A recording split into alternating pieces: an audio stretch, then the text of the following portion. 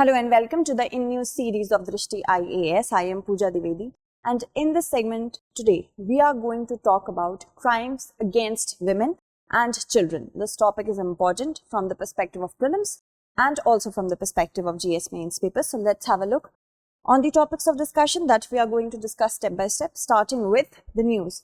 So the news that we are going to discuss today is the sanctioning of funds for establishing a special and dedicated fast-track courts to deliver, dispense and take care of crime against women, to take care of the criminals who have perpetrated crimes against women and children. So for speedy trials of those criminals and dispensation of justice on a faster rate, these fast-track courts have been sanctioned.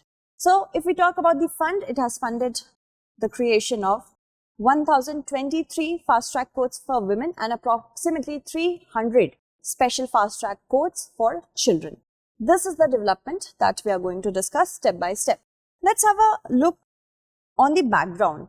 Background has suggested since the amendment and the Act, the Criminal Amendment Act of 2018, the penalty and of course the punishment for crimes against women such as rape and murder and sexual assault has been made more stringent. It is being said that although the cases of murder after rape has been risen it might be because of the stringent punishment such as death penalty. The criminals, they get afraid that if they do not kill the victim, they will be penalized in the form of death penalty, the capital punishment. But there is nothing to be based upon on this premise because proper research is not there. Okay. So since the amendment, the fast track courts have been developed, and with the help of the Nirbhaya Fund, which has been developed in the year 2019, the funding of the fast track courts are through that only. Okay. And as you can see, crime rate against women, here I have actually put out the data for certain last year data from the year 2017 to 19. So if we talk about comparison of 2017 to 18, crime rate against women and children has risen, as you can see if you can compare. And then if we talk about the all India totality, it has also risen from 2017 to 18. In 2017, there was the rape with murder charges of approximately 223. There were recorded cases. In the year 2018, it became 291. This is the state-wise development that has taken place. UP, and then of course UP was there at number 1 in 2017. After that, in 2018, Assam has been seeing a large number of cases too has been conducted. Okay, if we talk about the perpetration of crime in UP, it has dipped. Why? Because of certain provisions such as anti-Romeo squad, women cops, also the pink booths helped improving the status of women in UP. Moving on, if we talk about the data of the previous years. So it suggests that more women were killed after being raped in 2018 than in 2017, and there was a spurt of 31% in cases of rape with murder in 2018 as compared to 2017.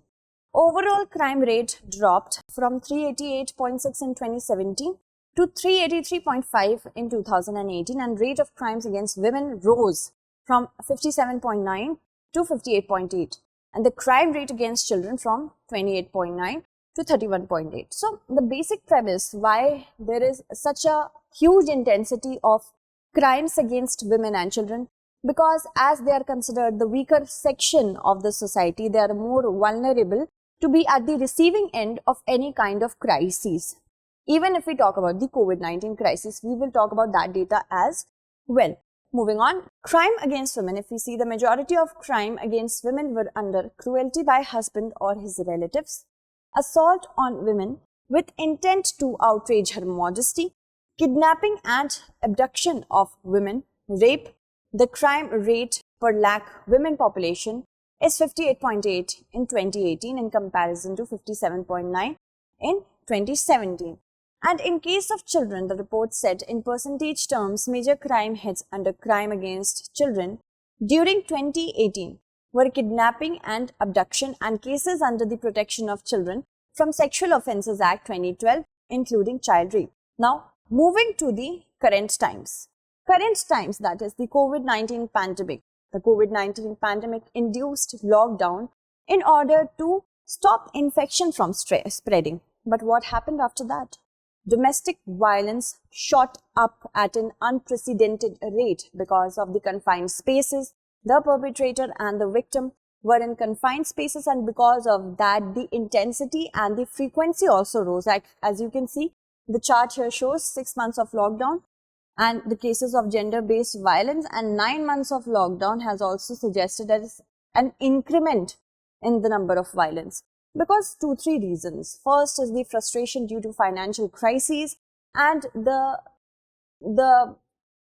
hypothesis that we have that women are no good and they are just good in the kitchen.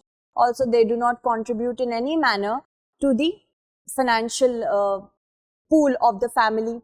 But nobody takes into account the care economy, where women toil and they go through so much pressure in order to provide for their family without any salary or without any reward in return. So that is something that we have to look at, the psychological barriers that we have against women. And you can see here also, not only specific to India, I'm not talking only specific to India. Actually, if we talk about domestic violence, it has shot up at an unprecedented and unparalleled rate in every possible country. I'm not only talking about India here, I'm talking about Singapore, I'm talking about Cyprus, France, Argentina. And less than 40% of women who experienced violence reported these crimes and sought help. If we talk about those women who went through so much of pressure, who went through so much of violence in their houses and their homes, they were not able to report it. And this was taken into account by the United Nations Women. So, if we talk about the current times, we have already discussed the impacts of pandemic. There are certain constitutional provisions with respect to protection of women and providing for their well-being. First is, of course, Article 14, that is equality, the clause, the fundamental right to equality.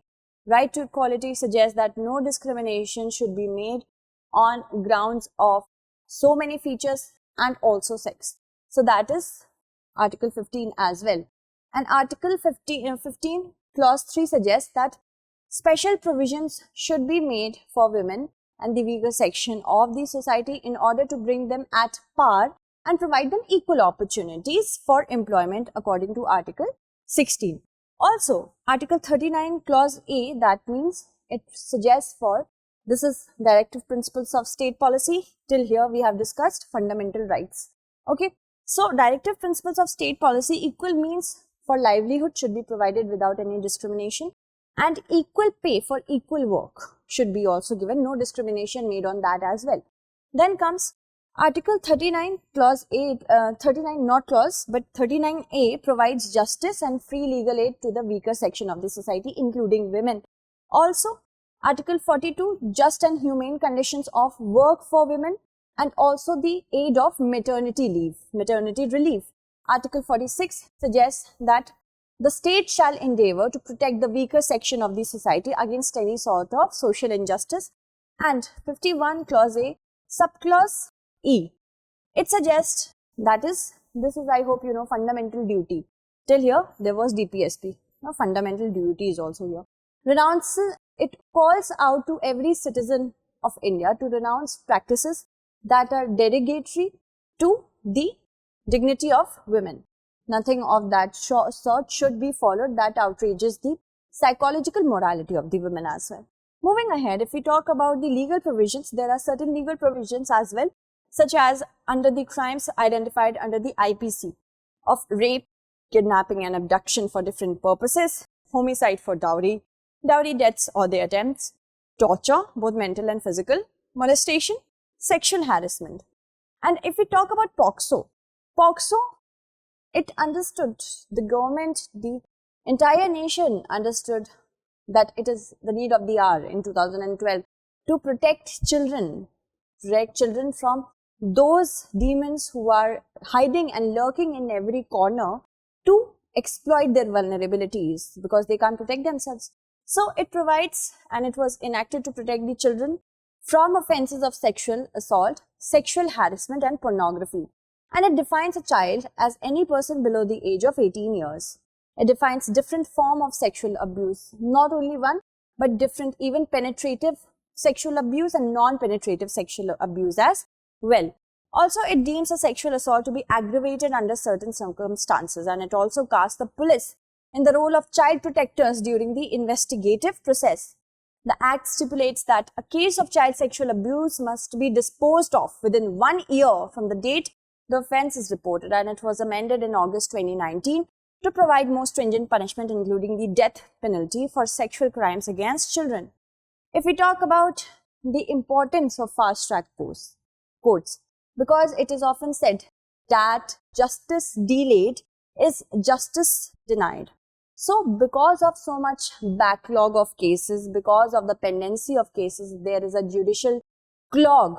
And because of that, the lack of judges, because of that, the lack of proper time period stipulated for disposing of the case for crimes against women and children, the backlog needs to be declogged. That is why fast-track courts came into place. Moving on, if we talk about the fast-track courts, what are fast-track courts? They are devoted and special cause courts in order to ensure swift, quick dispensation of justice, so that it also deters the perpetrator, and the perpetrators should have a fear that whatever they are doing right now will have a quick reaction and not wait for years and years to actually pass on their lives with. Someday they will die. They think that, okay, if we are doing this right now, we might get punished for it after a span of 10, 12, 13, 15 years. So that is something which has aggravated the perpetration of crimes against vulnerable section. But if we have a fast track court, at least proper time period is there for them to have something in mind that will be a quick reaction to their crimes.